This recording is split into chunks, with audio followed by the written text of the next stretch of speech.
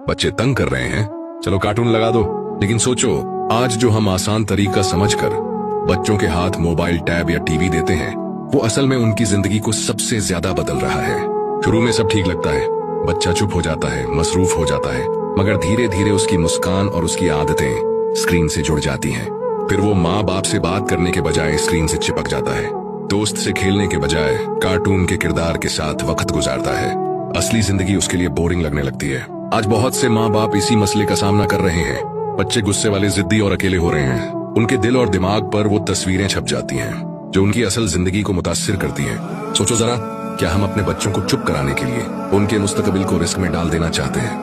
आज फैसला आपके हाथ में है।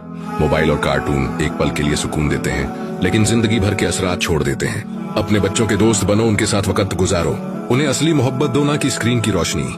यही असल पेरेंटिंग है और यही बच्चों की असल जरूरत।